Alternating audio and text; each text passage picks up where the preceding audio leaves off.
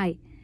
Often, when we walk to the music section of a bookstore or a library, we come across uh, books which are written on singers, songwriters, musicians. Some of them are biographies, some of them are autobiographies. Some are just a collection of all the songs uh, or collection of all the stories behind the songs that are written. Now, I have a book with me called Willie Nelson's Letters to America. We're talking about Willie Nelson here, and like most of us know, he is a country music legend. As we talk right now, he is 93 years old, still writing songs, still performing, still singing, and he has many accolades to his name. He has been given the Lifetime Achievement Award by Grammy. He has other 12 Grammys to his name. He also features in the Rock and Roll Hall of Fame. I think he's also won the Gershwin Prize. So he is a legend when it comes to country music. Now, some of the songs that he's written, which are so famous, I think all of us, those of us who kind of have grown up listening to his music, will remember these songs.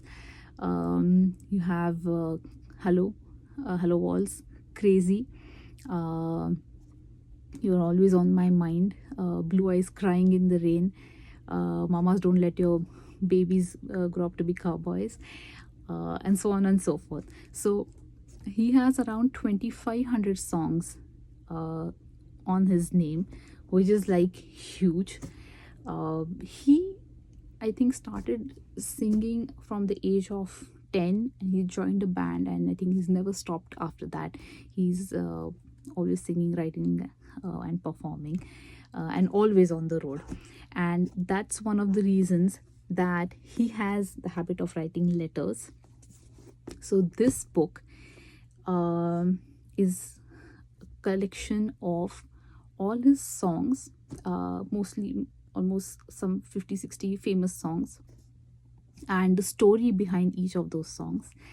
And the story kind of comes in the form of a letter that he's written to his friends, family, relatives, uh, to the people he worked with. You'll see random letters written to his countrymen, to his nation, to his guitar, to his uh, to the birthplace where he was born in Abbott in Texas, and so on and so forth. So uh, it's a 260 pages book, where the flow of the book is very casual. You can literally pick up any page, read the song, and read the story around it. Now, it kind of references his life at different places, and while he's mentioning a few things, you'll kind of get to know a couple of things here and there. But just to give a quick background to Willie Nelson's life, a lot of us know that he's had a very tough life in terms of right since his childhood. I think he grew up with his grandparents and kind of worked on cotton fields and struggled financially, and almost struggled financially till a major time of his life. And later on, when he was at peak of his fame, he lost his son. He also suffered, or till date, I think he has been suffering with some health issues, and also had a few failures with relationships, and uh, that has been his personal personal life, which has not been that great. But in spite of this, he has stood a test of time and written some phenomenal songs, which have made him who he is today. He has also stood for a lot of causes, um, be it humanitarian causes, be it he's spoken about racism. He's spoken about there is also, I think, a song called Vote Them Out, if you remember, somewhere in 2018, wherein he appealed to the nation to go out and vote for the right candidates. So he has taken a stand on politics, humanity, and several other issues, and he's stood by it. So some people have kind of gone ahead to say that he's a man of principle, and he's a person who, if to summarize the whole his philosophy, you'll say that he's a person who kind of values principle over profit and values integrity over popularity. So that's Willie Nelson. And what I'm going to do is go ahead and read a few songs, read a couple of letters that he's written, and just to give you a taste of how this book is. So my first bookmark kind of comes at page 8, called with the song called 3 Days. And the song goes like this: 3 days that I dread to see arrive, 3 days that I hate to be alive, 3 days filled with tears and sorrow, yesterday, today, and tomorrow. There are 3 days I know that I'll be blue, 3 days that I'll always dream of you, and it does no good to wish these days would end, cause the same 3 days start over again.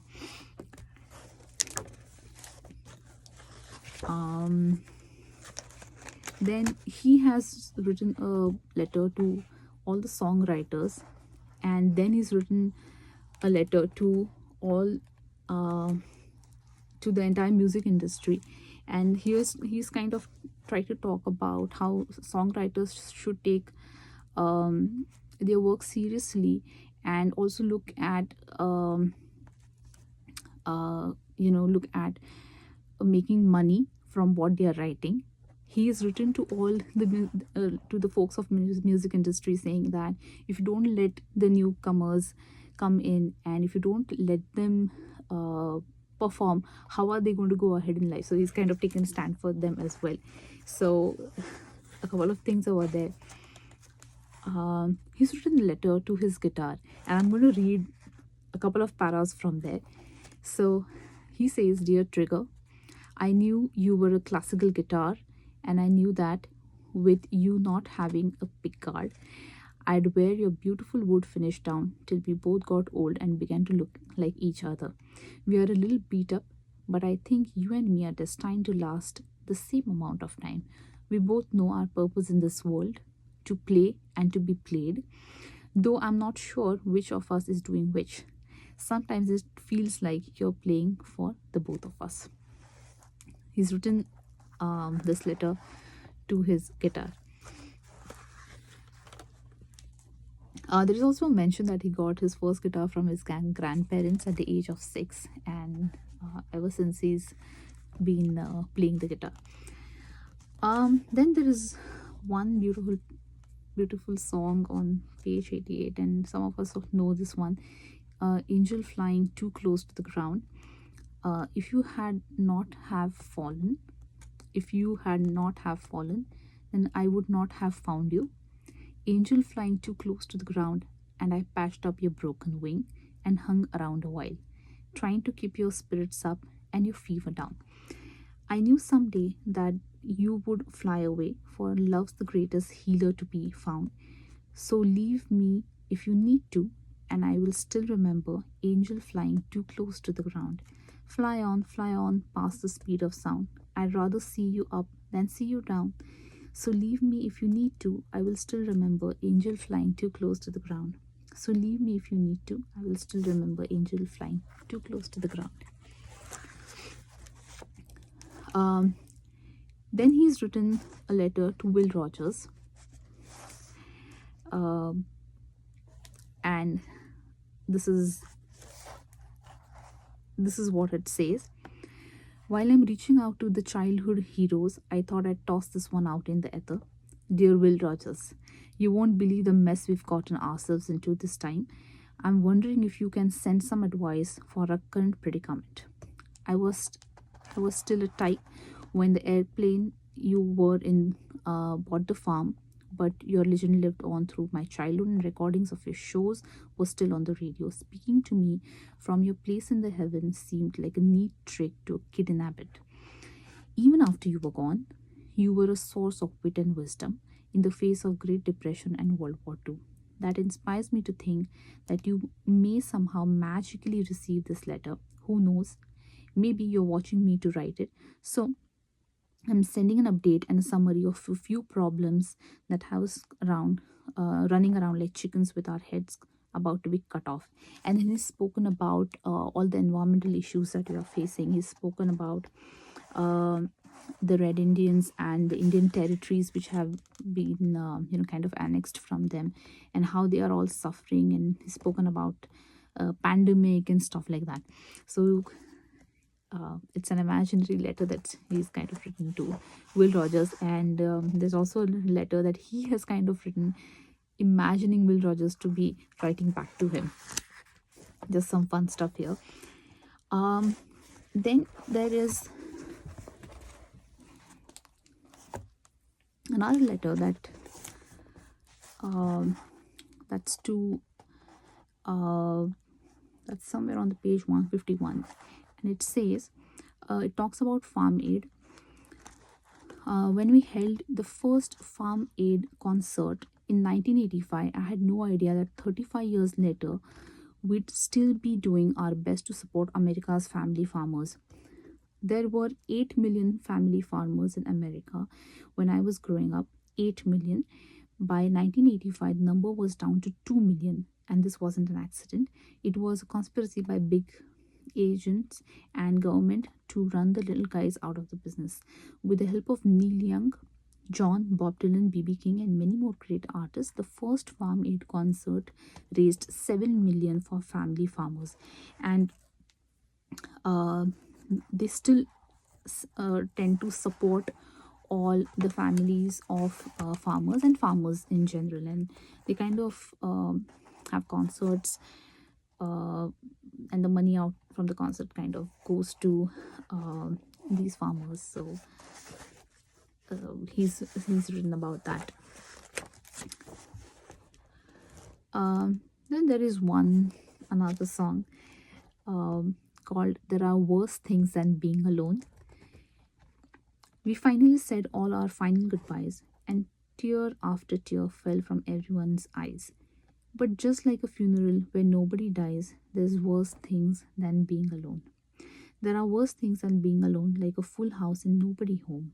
If the feeling keeps changing, then something's gone wrong, and there's worse things than being alone. Well past my halfway in time, but I still have a lot on my mind. And there's one thing for certain beyond right or wrong. There's worse thing than being alone. There are worse things than being alone, like a full house and nobody home. If the feeling keeps changing, then something's gone wrong, and there's worse things than being alone.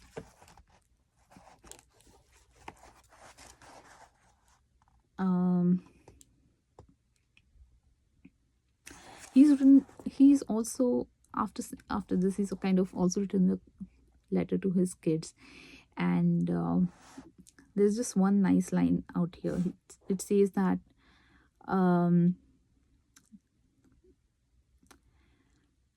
you heard plenty of my advice on life, but maybe this is worth writing down for Nelsons to come, and for anyone else. It all starts with the golden rule, while with treating others as you'd like to be treated. There's no reason for anyone to go thinking they are special, for every soul on this planet is blessed and deserves love, family, friendship, opportunity, and more, just as we've had. Then he's gone ahead to write a letter to America the beautiful. And it says, I want to take a few moments to highlight some of the things that I love about America. Any list like that would be long indeed, but near the top is the right to speak up and try to make our great democracy even better.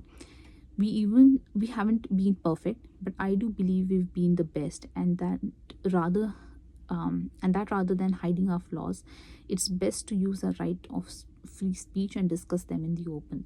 When our nation was founded, the great majority of Americans weren't allowed to vote or own property. We had wise founding fathers, but I can't help think the insights of a few wise founding mothers might have been a good addition.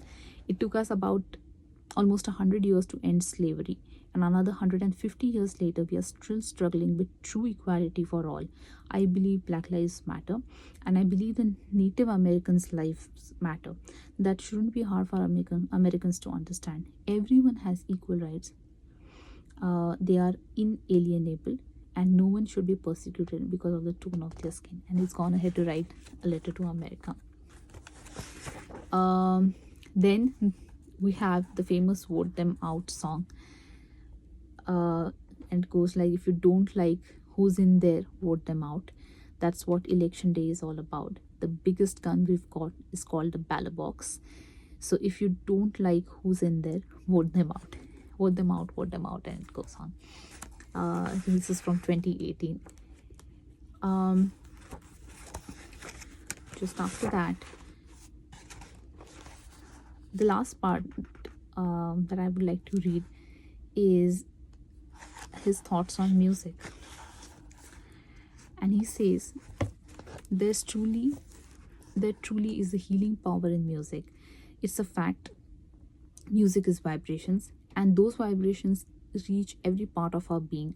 You may not be able to describe the healing that takes place, but you can feel it because it's real. Music is our great communicator and our best common denominator. It crosses all boundaries.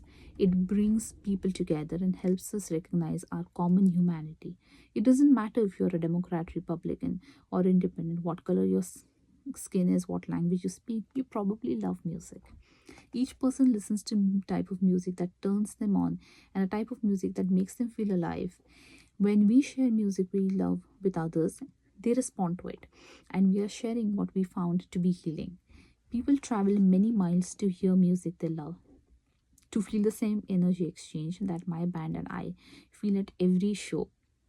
When they holler and clap and sing along, it's a great medicine for everyone. The vibrations are all around us, uniting us. That makes music the one thing that can heal us both as individuals and as people without any need to become political.